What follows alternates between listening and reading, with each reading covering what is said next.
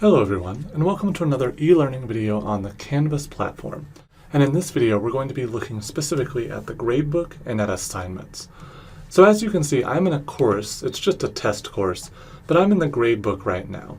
And in this gradebook, I have two students, Jane Bello, who is just a sample student, and then the test student, which is the student that you get whenever you go into student view on a course. And as we can see, I have several assignments that these students are supposed to be doing. I have a week 1 quiz, a week 1 assignment, a week 2 quiz, and a week 2 assignment that I haven't published yet. Then I have two categories over here, assignments and quizzes. And one question that we get often from new professors is, where are all these categories coming from, and how do I add new categories to my gradebook? And in order to do that, we're actually going to go out of the gradebook and into assignments. So I'm going to click on the course name up here, and go over to the assignments section.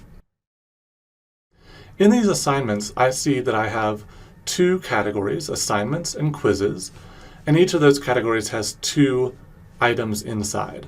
So I have week 1 and 2 assignment in the assignments category, week 1 and 2 quiz in the quizzes.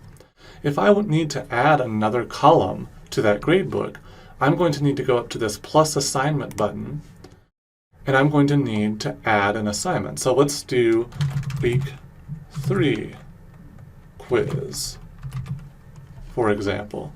Then I'm going to give it some points. So let's say the week 3 quiz is worth 10 points. I'm going to add it into quizzes.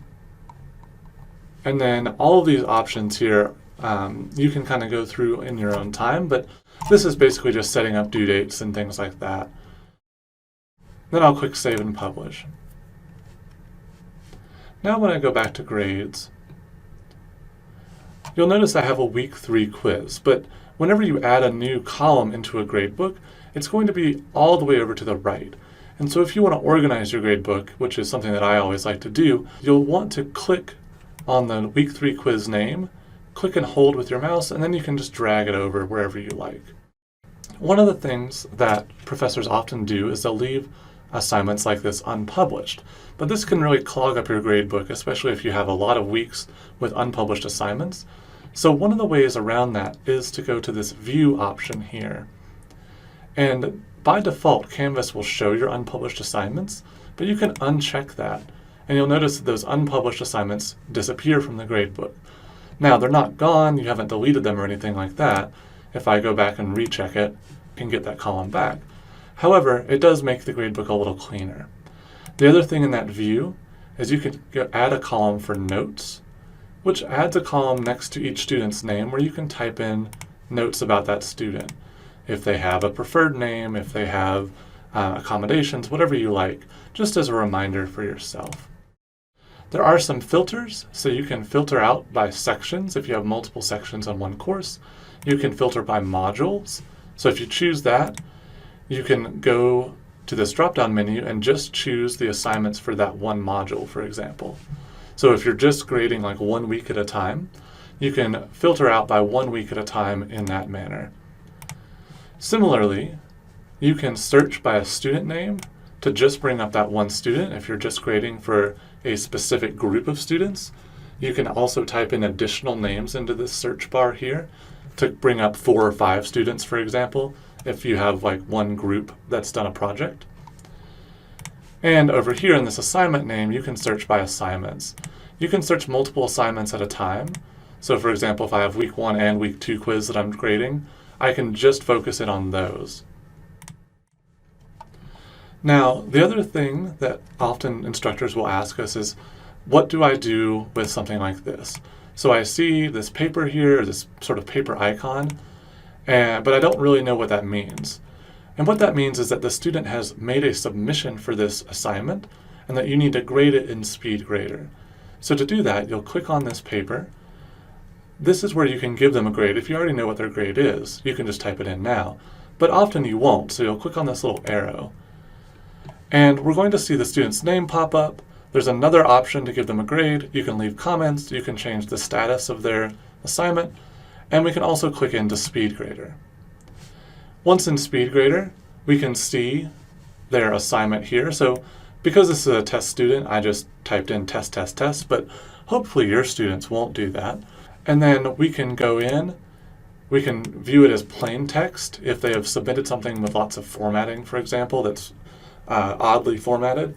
You can view it as a plain text to help you read it a little bit better. You can add comments, you can attach files, you can do speech recognition, and one of the things that is kind of a hidden feature of Speedgrader is up here at the top you'll see the student's name with a little circle by it.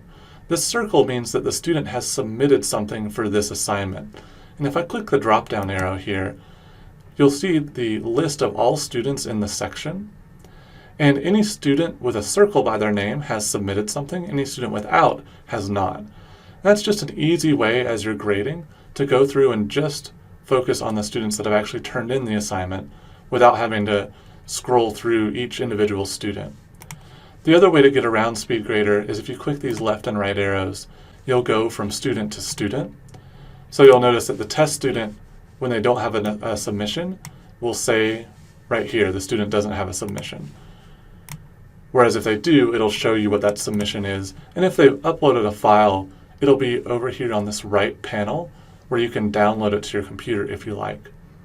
To get back to the regular gradebook from Speedgrader, we can always click this gradebook icon up here at the top left, and that will take us back to the regular gradebook view. So that's a really quick introduction to Speedgrader. I do want to go one more time to assignments here, and we'll notice that now we have this week 3 quiz in our quizzes, and that our assignments and quizzes are each worth 50% of our total. The way I set that up was by clicking on these 3 dots next to the plus assignment button and going to assignment groups weight. With this assignment groups weight option, you can choose how much your assignments are worth, or how much the assignment groups, I should say, are worth. Now notice that it will let you make things worth less or more than 100% of your course total.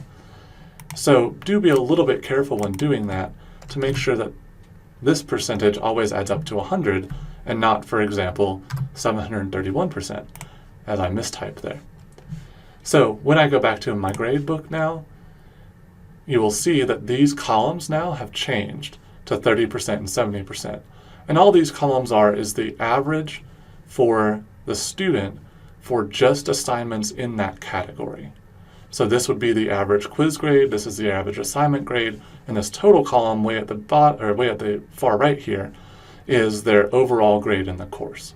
Hopefully that sets you up with some good examples for how to use the gradebook more effectively and how to use assignments more effectively as well. As always, if you have any questions, please contact us here at eLearning, and have a great day.